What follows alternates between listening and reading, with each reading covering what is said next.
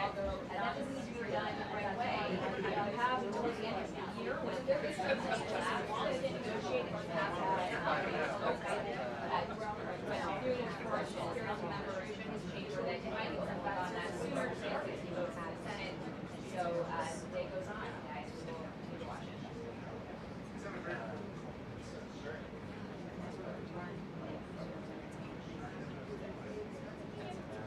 So far, we haven't seen that materialize. It's certainly been a threat that they have made and something that they've described as their hand-picked orders to have to do that. Speaking of meetings that the president has had with his budget director, we've not actually seen that come to fruition. We have seen them pulling contracts left and right when it comes to infrastructure projects. We saw the reverse terrorism funding cuts just last week in the state of New York, and also playing out in other areas in the state of New York. The argument from the administration on that front, of course, is that we have to pull this funding because of the shutdown. But in my interview with the Secretary Karoline Leavitt in the White House last week, he actually acknowledged that it wasn't time to shut down at all. It was a long time thing they've been planning and working on for months. And he also said there's going to be so obviously a lot of questions here in the White House to see what they say about both of these fronts and whether or not they think that government shutdown is going to come to an end. We're seeing virtual standoffs happening on Capitol Hill.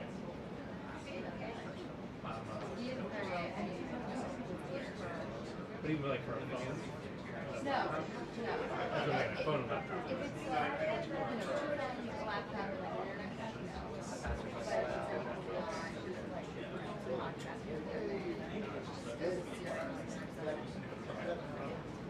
internet, I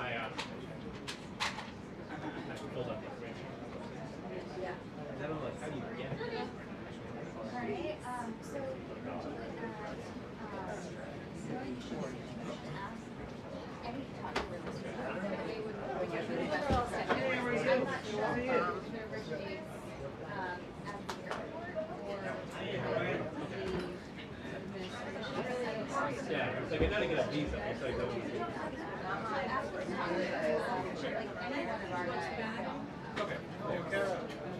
Kara. You're back, right? Okay, got it. Otherwise, you would be like limited. Affiliated by Keith Scott. I tell you my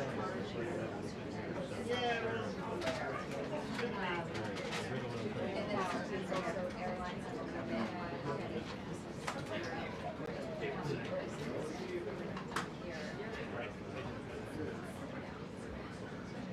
Oh! Perfect weapon.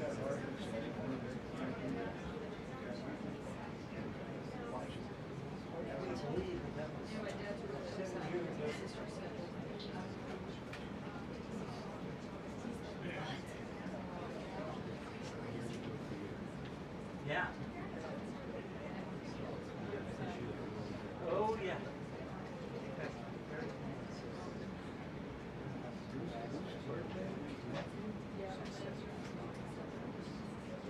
At various points.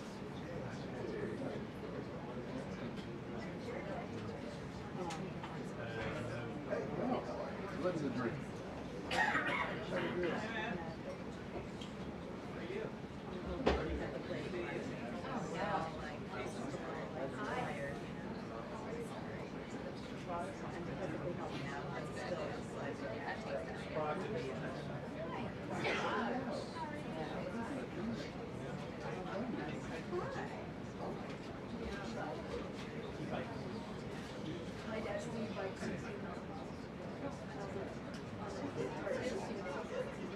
Yeah, like this guy, he's not too tired. Yeah. About 30.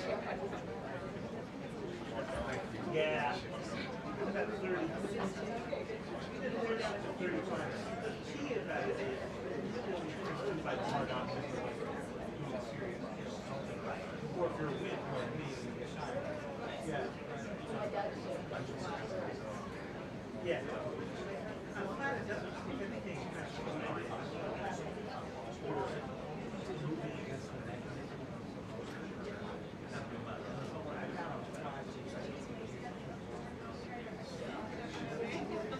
We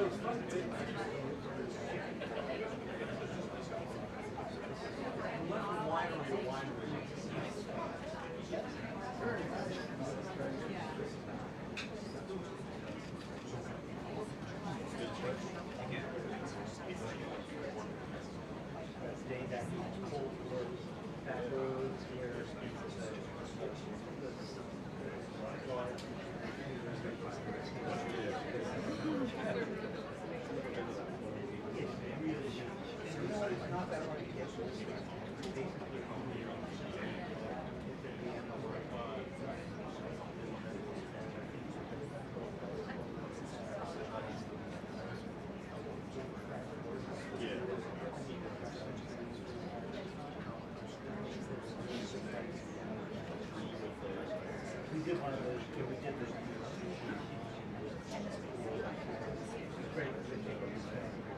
Yeah. Just got it.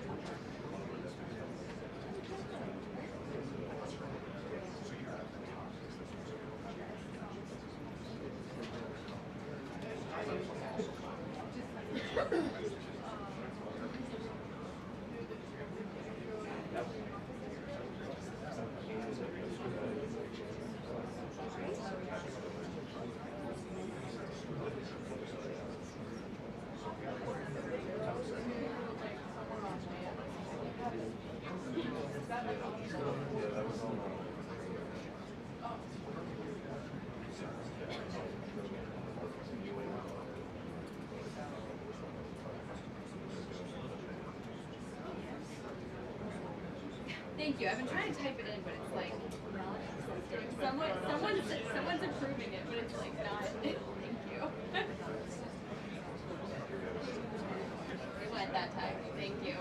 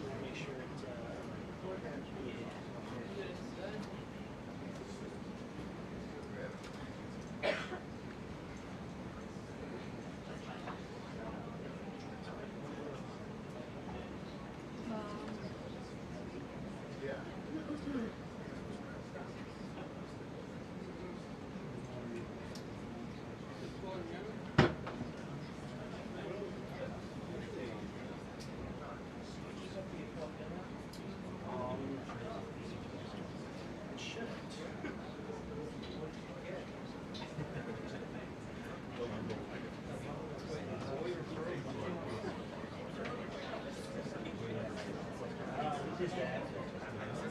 It's so noisy and somebody's turning your.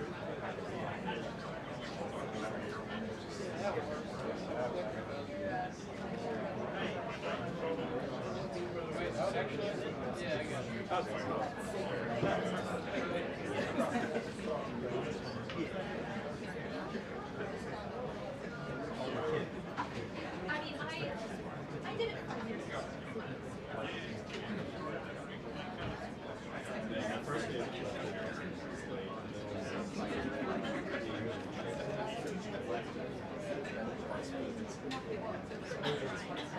That was still what happened.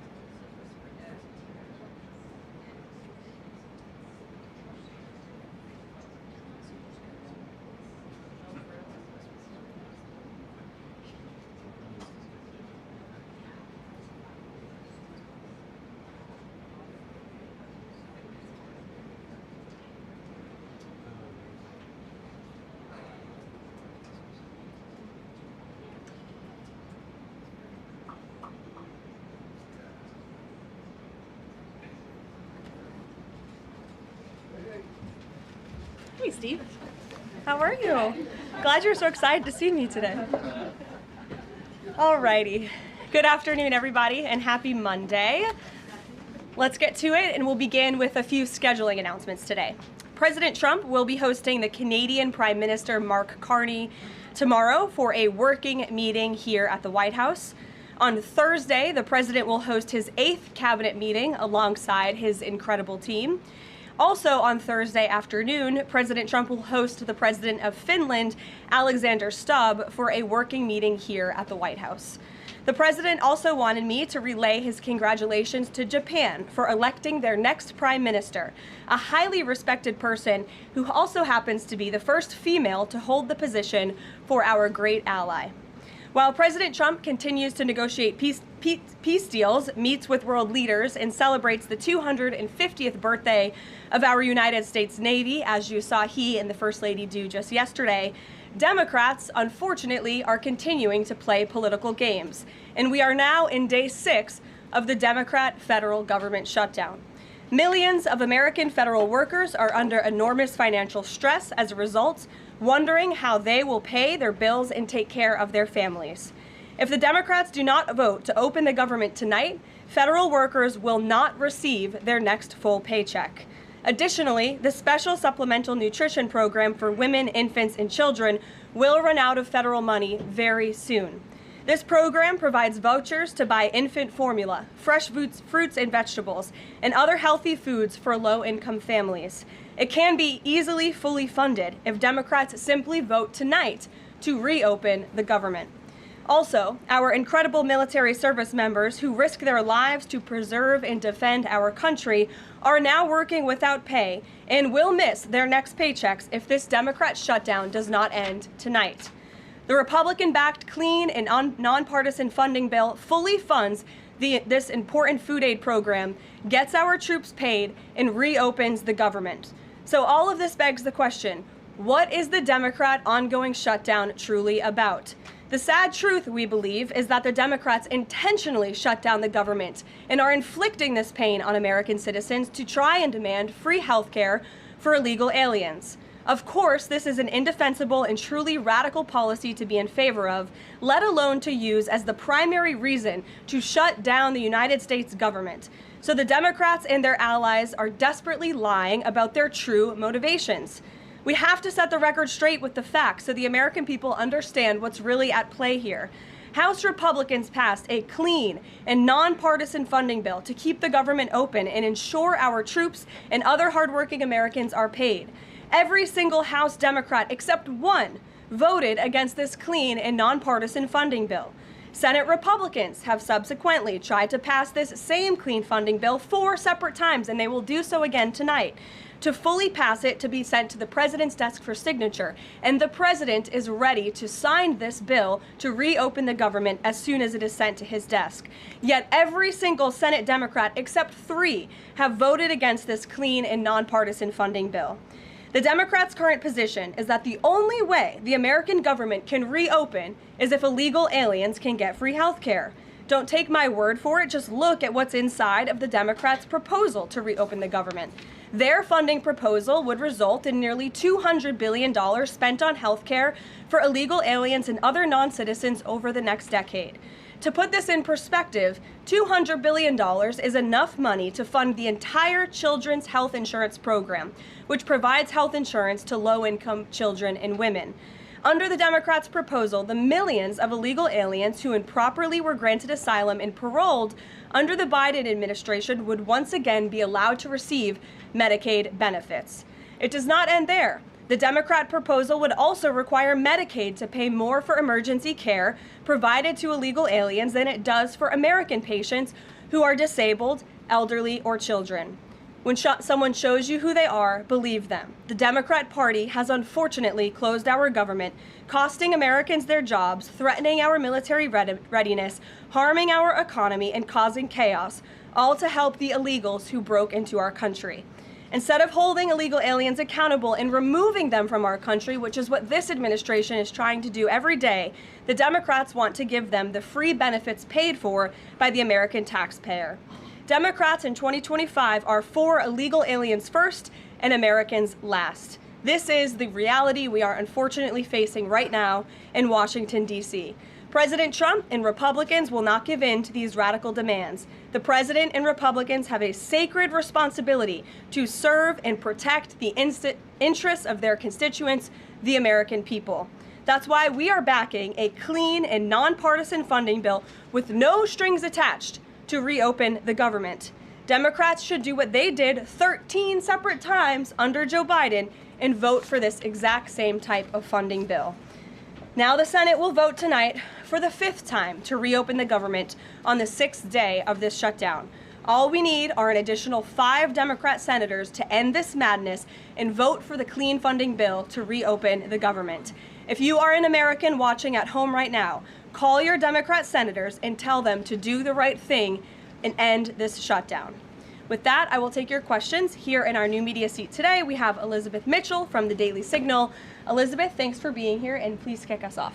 Thank you for having me. I have 2 questions. First, President Trump told reporters yesterday that firings of federal employees are taking place right now. In which departments have people already been fired from their federal jobs due to the shutdown? The president was referring to the hundreds of thousands of federal workers who have been furloughed as a result of this federal government shutdown, both here at the White House and across the entire federal government, at agencies across the board.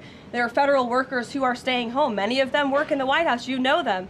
Some of them sit just behind me at those desks. They are unable to show up to work right now because the Democrats chose to shut the government down. And so we're already, unfortunately, seeing the consequence of this. And then, of course, the Office of Management and Budget is continuing to work with agencies on who, unfortunately, is going to have to be laid off if this shutdown continues. And Secretary Robert F. Kennedy Jr. said the FDA was required by federal law to approve the new abortion pill last week.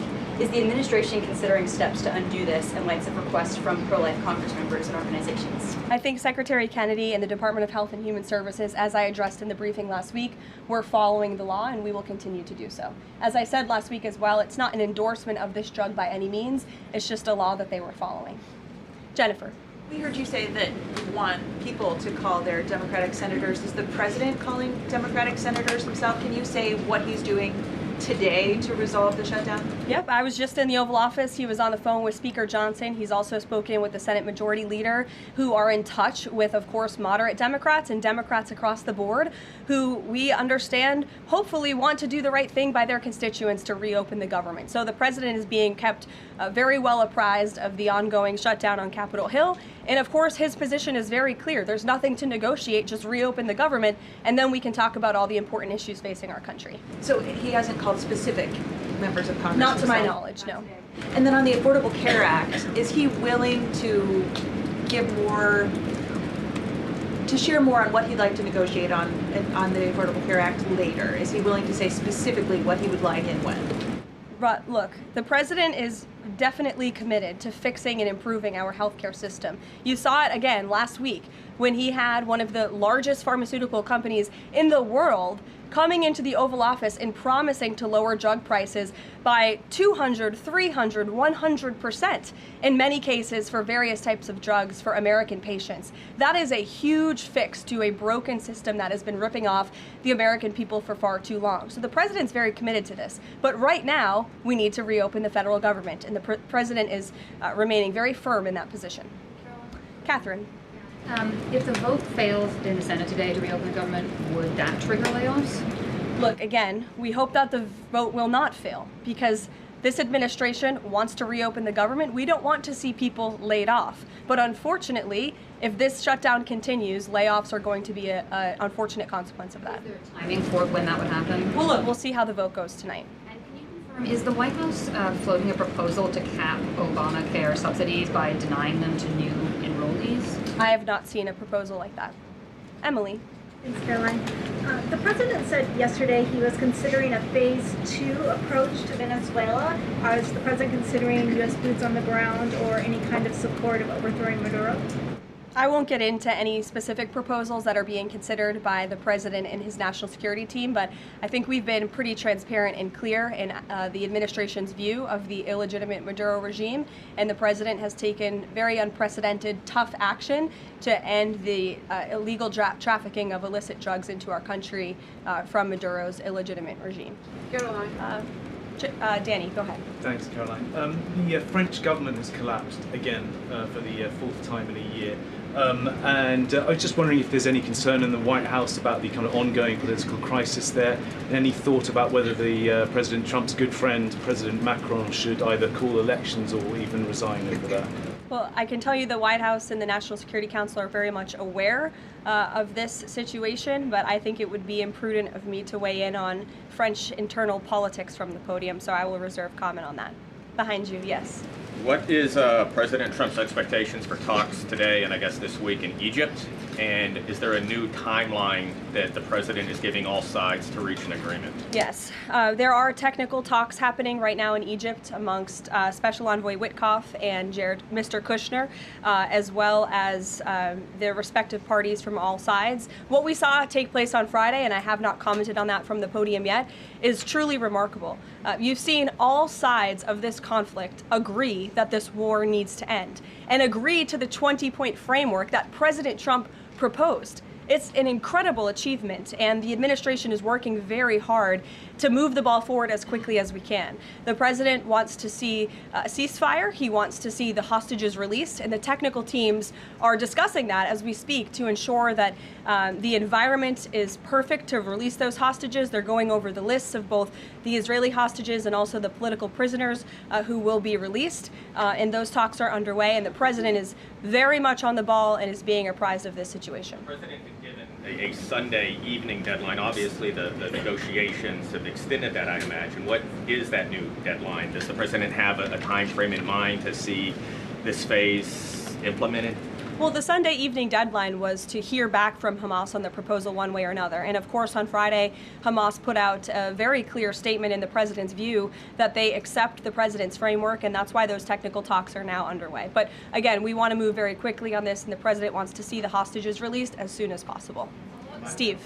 Expect those technical talks to last, Caroline? I don't want to draw a red line up here, Steve. Of course, it's very important, as I just mentioned, that we get this done quickly. That's how the president's team feels, so we can get some momentum, get the hostages out, and then move to the next part of this, which is really ensuring that we can create a lasting and durable peace in Gaza, and ensure that Gaza is a place that no longer threatens the security of Israel or the United States. What do you expect to be on the agenda for the president's meeting with the Prime Minister of Canada tomorrow?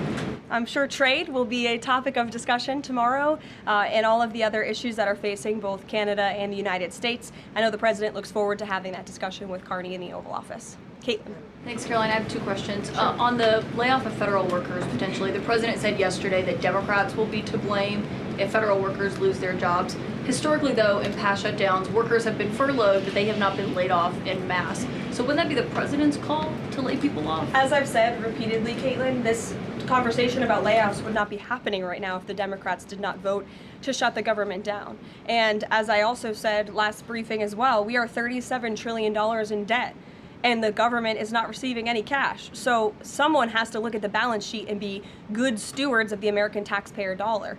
And layoffs are an unfortunate consequence of that. First term, for example. Well, as I'm telling you now, this administration is focusing on checking the balance sheet and ensuring we're doing the right thing by the American taxpayer. And again, these conversations about layoffs would not be happening in the White House today if not for the Democrat shutdown. And they have a choice to change that. They have another opportunity tonight to do the right thing to reopen the government. Joey. Judge over the weekend. Sorry, my second question. A federal judge over the weekend that the president had appointed to the bench in his first term in office basically argued that he could not deploy other states' National Guards to Portland. Basically said that it was untethered, his argument, to what is actually happening on the ground. Which local officials in Portland have said that the National Guard is needed there? With all due respect to that judge, I think her opinion is untethered in reality and in the law. The president is using his authority as Commander-in-Chief, U.S. Code 12406, which clearly states that the president has the right to call up the National Guard in cases where he deems it's appropriate.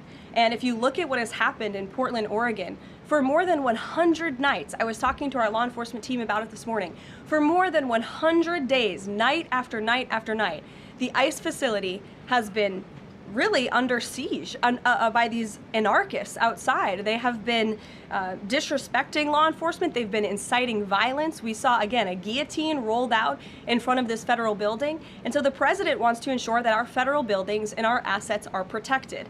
And that's exactly what he's trying to do. And ultimately, in the case in Los Angeles, that judge ruled in the Ninth Circuit, that panel of judges ruled that those troops could remain and that the president was well within his authority to do so. So we are appealing that decision. As you know, we expect a hearing on it pretty quickly, and we're very confident in the president's legal authority to do this, and we're very confident we will win on the merits of the law. But no local officials that you can point to that have said we need the National Guard? Because I spoke to the police chief of Portland last week. He said that the president's claims just don't match up with what's happening on the ground. I would encourage you as a reporter to go on the ground and to take a look at it for yourself, because there's been many members of the press, not press in this room, but independent journalists, some of whom we'll be inviting to the White House very soon to share their stories, because they have been in the middle of these riots and they have witnessed the anarchy that is taking place night after night. It's on video. You should play it on your show. You have a great opportunity on prime time on CNN to show your audience. Yeah, but you're probably talking to partisan Democrat officials officials who are opposed to everything this president does.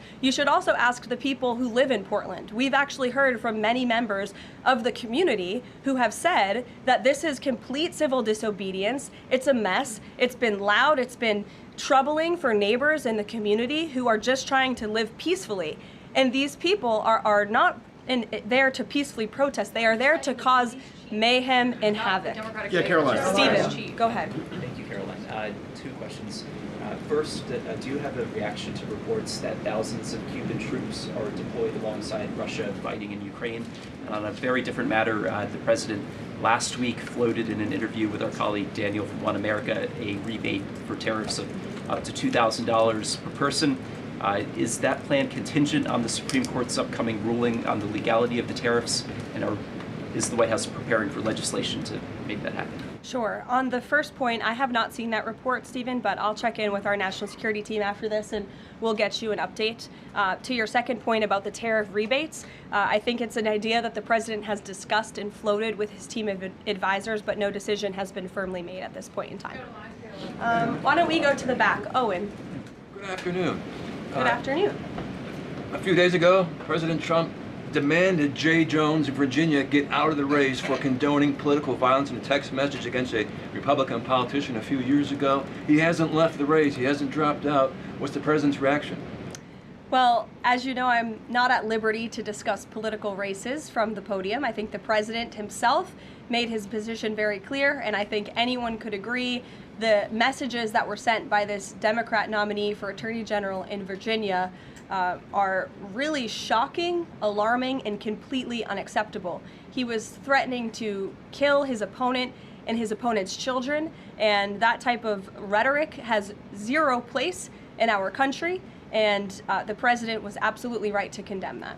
One more, please. Sure, go ahead.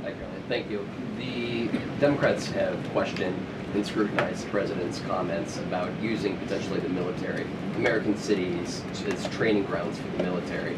And when you look at Portland, Chicago, local and state officials say that their local law enforcement is able to handle the situations, these protests on the ground. The president says that Portland is burning, using that as justification for the National Guard in Portland. But when you look here in Washington, D.C., the president just last week said it is now a completely safe city, and there are still National Guard members on the streets that are not involved in ICE activities.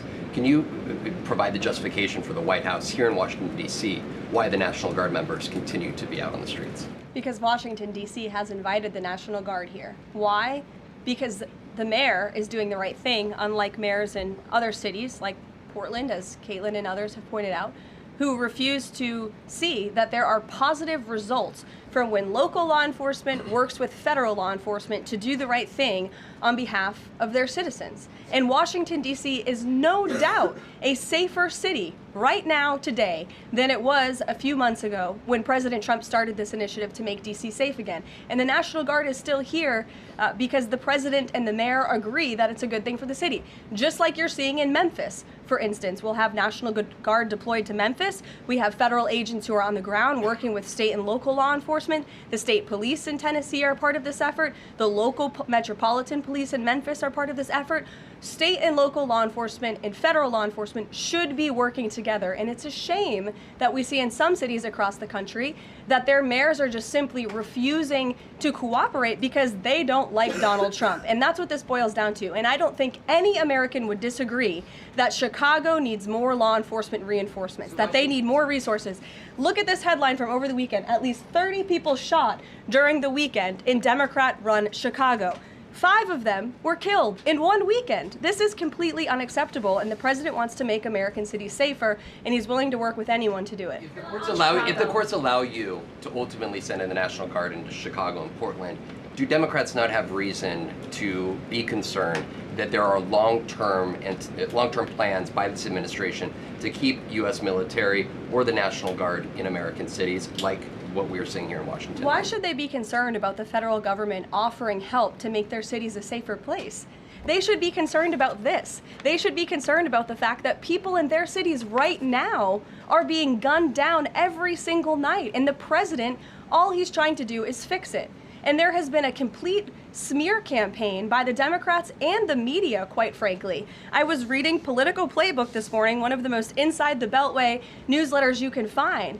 And you guys are framing this like the president wants to take over the American cities with the military. The president wants to help these local leaders who have been completely ineffective in securing their own cities. And we have already seen there's a positive formula for that. Look at Washington, D.C. The murder rate has declined significantly. Our streets are safer. People who live here feel safer. All of you in this room, I know you do, you just won't admit it. And it's a proven system that works, and the president wants to make America's cities safe again. And I don't think there's anything wrong with that. Michael. Thank you, Caroline. 2 questions, if I may. Because the mayor wants them. Michael. These talks in Egypt, if Hamas does agree to relinquish power and give it up, cede power to this transitional technocratic government, if that does happen, would the Trump administration then recognize a Palestinian state? Look, I don't want to get ahead of the technical talks right now, Michael. They're extremely sensitive. They're taking place, again, as we speak, and there's a lot of, there's many things to discuss, of course. This is hopefully, we expect and we hope going to be one of the greatest peace deals this world has ever seen. And the Trump administration is working diligently and working very hard to get there. And as I said, Friday, all terms agreed. We have the Arab countries who are working with us. Of course, Israel has been incredible in cooperating with the president's plan and agreeing to it. And we're very hopeful, and we expect that to continue. Caroline, you tweeted about this over the weekend. Thank you. I was going to you in the blue shirt and tie. Oh, thank you, Caroline. You're welcome. The Daily Mail. Today, the Supreme Court declined to hear Ghislaine Maxwell's appeal. Will Trump rule out granting her clemency? Is that something the White House is considering? It's not something I've heard discussed, and we don't comment on clemency requests that may or may not have been made, but I'm certainly not tracking that one at this point in time. Caroline. Jordan, go ahead. Thank you, Caroline. So we're talking about these radical groups in Portland and Chicago. I know the president has spoken about potentially going after George Soros with RICO charges and for funding all of this violence. Has there been any update on that? And also, is the administration looking into the other nonprofits, maybe taking away their 501c3 status for funding this violence? And one more question. Sure. The financial backing of these groups, particularly Antifa, is certainly something the administration is looking into aggressively. And the federal government has never really been mobilized or tasked with doing that. So we're kind of kickstarting that into gear. The FBI is working on it alongside the White House's Homeland Security Task Force. We have our intelligence community looking into this as well. And even the Secretary of Treasury is involved with these matters since they are financial in nature. And we will continue to get to the bottom of who is funding these organizations in this organized anarchy against our country and our government. It's a question the American people have been begging the answer for many years, and we're committed to uncovering it. And when we do, I'm sure you'll be one of the first people to know. Separately, Caroline. Thank you. So Gaza, under the president's plan, is going to be governed by a transitional governance of a technocratic, apolitical Palestinian committee made up of qualified Palestinians and international experts. Now, given how radicalized the Palestinian population is in Gaza and in the West Bank, can you offer some insight or guidance into who are some of these Palestinians that are going to be considered for leadership roles in Gaza, and where you're going to be finding them, and do you have any names? We're not quite there yet, Jonathan. The president believes peace is possible in Gaza, and that's why he presented this detailed and comprehensive plan. The first step of that is securing a ceasefire and releasing the hostages, and then those conversations about ensuring a durable and lasting peace can continue. But what do you need to have peace in a region like Gaza that's been war-torn for far too long? You need security guarantees, and you need good governance. And so those will be two of the priorities that this administration is focused on. If I may, the president has said he wants the government to reopen this week in a deal. What's going to happen by the end of the week if there's no deal? What's the White House prepared to do? With no deal with what? To reopen the government. Look, as I said, unfortunately, there's going to be a lot of pain inflicted. There already is on the American public, on our troops who are not being paid, again, on women and young children who depend on critical food assistance.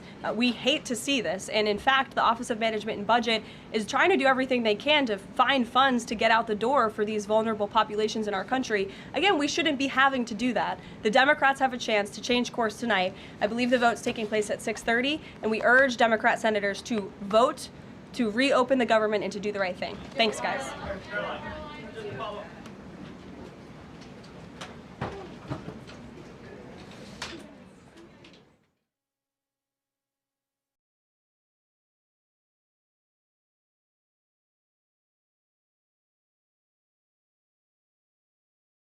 Good afternoon, everybody, and happy Monday. Let's get to it, and we'll begin with a few scheduling announcements today. President Trump will be hosting the Canadian Prime Minister Mark Carney tomorrow for a working meeting here at the White House. On Thursday, the president will host his 8th cabinet meeting alongside his incredible team. Also on Thursday afternoon, President Trump will host the president of Finland, Alexander Stubb, for a working meeting here at the White House. The president also wanted me to relay his congratulations to Japan for electing their next prime minister, a highly respected person who also happens to be the first female to hold the position for our great ally. While President Trump continues to negotiate peace deals, meets with world leaders, and celebrates the 250th birthday of our United States Navy, as you saw he and the First Lady do just yesterday, Democrats, unfortunately, are continuing to play political games, and we are now in day 6 of the Democrat federal government shutdown. Millions of American federal workers are under enormous financial stress as a result, wondering how they will pay their bills and take care of their families. If the Democrats do not vote to open the government tonight, federal workers will not receive their next full paycheck. Additionally, the special supplemental nutrition program for women, infants, and children will run out of federal money very soon. This program provides vouchers to buy infant formula, fresh fruits and vegetables, and other healthy foods for low-income families. It can be easily fully funded if Democrats simply vote tonight to reopen the government. Also, our incredible military service members who risk their lives to preserve and defend our country are now working without pay and will miss their next paychecks if this Democrat shutdown does not end tonight. The Republican-backed clean and nonpartisan funding bill fully funds this important food aid program, gets our troops paid, and reopens the government. So all of this begs the question, what is the Democrat ongoing shutdown truly about? The sad truth, we believe, is that the Democrats intentionally shut down the government and are inflicting this pain on American citizens to try and demand free health care for illegal aliens. Of course, this is an indefensible and truly radical policy to be in favor of, let alone to use as the primary reason to shut down the United States government. So the Democrats and their allies are desperately lying about their true motivations. We have to set the record straight with the facts so the American people understand what's really at play here. House Republicans passed a clean and nonpartisan funding bill to keep the government open and ensure our troops and other hardworking Americans are paid. Every single House Democrat except one voted against this clean and nonpartisan funding bill. Senate Republicans have subsequently tried to pass this same clean funding bill 4 separate times, and they will do so again tonight. To fully pass it to be sent to the president's desk for signature, and the president is ready to sign this bill to reopen the government as soon as it is sent to his desk. Yet every single Senate Democrat except 3 have voted against this clean and nonpartisan funding bill. The Democrats' current position is that the only way the American government can reopen is if illegal aliens can get free health care. Don't take my word for it, just look at what's inside of the Democrats' proposal to reopen the government. Their funding proposal would result in nearly $200 billion spent on health care for illegal aliens and other non-citizens over the next decade. To put this in perspective, $200 billion is enough money to fund the entire children's health insurance program, which provides health insurance to low-income children and women. Under the Democrats' proposal, the millions of illegal aliens who improperly were granted asylum and paroled under the Biden administration would once again be allowed to receive Medicaid benefits. It does not end there. The Democrat proposal would also require Medicaid to pay more for emergency care provided to illegal aliens than it does for American patients